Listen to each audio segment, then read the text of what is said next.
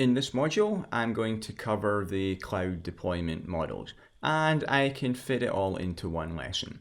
The NIST defined 4 cloud deployment models. That's public cloud, private cloud, community cloud, and hybrid cloud. And we'll cover each of those different deployment models in this lesson. Starting off with public cloud, the way that NIST defined that. The cloud infrastructure is provisioned for open use by the general public. It may be owned, managed, and operated by a business, academic, or government organization, or some combination of them. It exists on the premises of the cloud provider. Examples of public cloud are really all the well-known cloud providers that you know about, like Amazon Web Services, Microsoft Azure, a couple of examples there of IaaS and PaaS.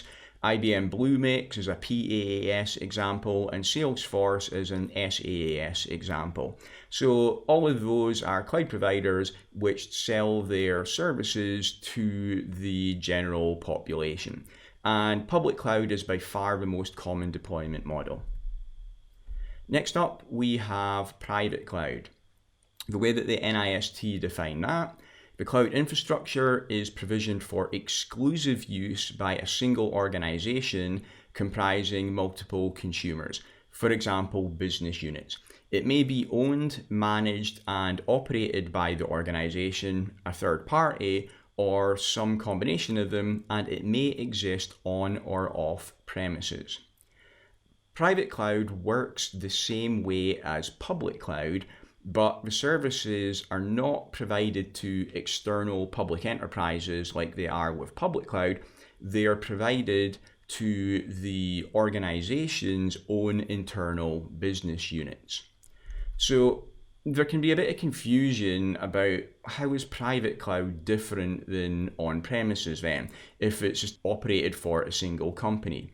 Well, the difference is that private cloud fulfills the cloud essential characteristics that we spoke about earlier. So those characteristics are on-demand self-service, rapid elasticity, broad network access, resource pooling, and measured service. Private cloud will fulfill all of those characteristics, whereas an on-premises solution does not.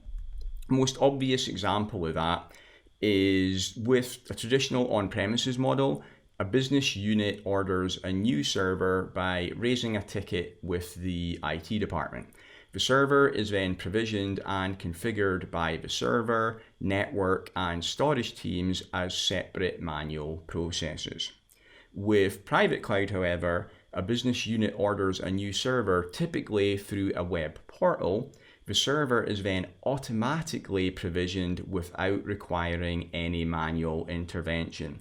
So if you remember the lesson we covered earlier about on-demand self-service, and I showed you about how we could provision a virtual server in AWS, we went to the web portal, I configured all the settings that I wanted for my virtual machine, and then in the background, automation software deployed everything automatically, and the virtual machine was up and running in 15 minutes. That's different than would happen with a traditional on-premises model where everything would be done manually, and typically it would take a week or more to get the server up and running. So with private cloud, it's different than on-premise in that we've got all of those characteristics. So just like with public cloud, when the business unit provisions a virtual machine, it's all going to be done in the back end automatically. That's going to be using automation software like BMC, CA Technologies, or Cisco UCS Director. Now, there's a lot of other automation software available, and also if a company is big enough, they might even end up developing it themselves. Private cloud is most suitable for large companies where the long-term ROI and efficiency gains that they'll get from the solution can outweigh the initial effort and cost to set up the infrastructure and automated workflows. Private cloud is an expensive solution because the data center is dedicated just for that one customer, and all of the infrastructure in there as well, again, is just for the one customer. So it's going to be very expensive to get the data center set up. Also, for everything to be automated, this all needs to be set up ahead of time as well. So that automation software will need to be deployed, and all of the workflows will need to be written, and all of the integration between the front end and the back end components, such as the storage, the networking, and the server, will all need to be developed and tested as well. So it's expensive and time consuming for private clouds to get up and running. But if the company is big enough, they can make long-term cost savings from doing this. There aren't many well-known examples of private cloud because companies with private cloud don't usually advertise the fact because it's, well, private. However, a well-known example is US Department of Defense on private cloud, which is provided by AWS. That's an example of private cloud owned, managed, and operated by a third party rather than the company who's using it themselves. I also want to give you some information on something that's sometimes called private cloud but isn't really here as well. Public cloud IaaS providers will sometimes market dedicated servers as private cloud because the underlying servers are dedicated for a particular customer. But it's not true private cloud because it's only the servers that are dedicated for the particular customer. The supporting network infrastructure like the switches, the routers, the firewalls, etc. is shared. So this is not true private cloud. For true private cloud, the entire solution is dedicated for the particular customer, not just the servers. The next deployment model is community cloud. NIST defined this. The cloud infrastructure is provisioned for exclusive use by a specific community of consumers from organizations that have shared concerns.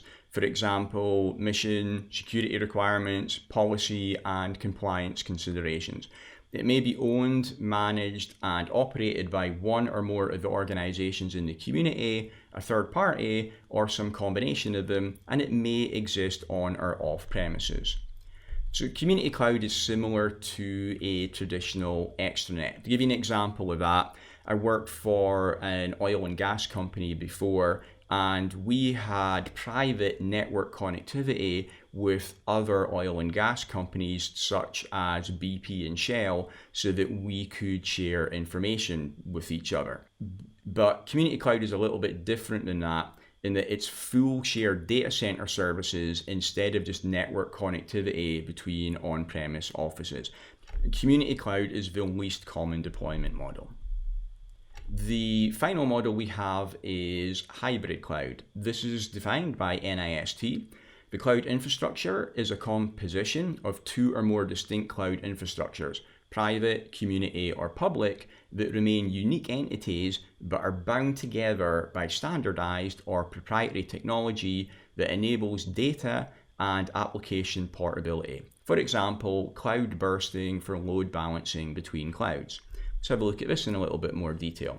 So you saw the term there, cloud bursting. What this is about. Companies with limited private cloud infrastructure may cloud burst into public cloud for additional capacity when required. So maybe I've got my own private cloud infrastructure at my company and my data center, but I've got limited capacity there. I've only got so many servers. Now, a way that I could scale is by growing my own private cloud, but I would have to pay for the hardware for that, which would be expensive. A way that I can make it more cost effective is if I'm running out of capacity on my private cloud, then I can expand into a public cloud. A company could also have private cloud at their main site and use public cloud for their disaster recovery solution. That's quite common as well, because building the private cloud infrastructure like we talked about already is expensive. If we wanted to double that for a disaster recovery site as well, that's going to take the cost even higher. We could bring the cost down by having the main data center as private cloud and then use public cloud for our disaster recovery site. Thanks very much for watching. If you found this video useful, then you can click the link above my head now to get access to my complete Introduction to Cloud course. That's all for free. And also, please subscribe so that you can get my latest tutorials.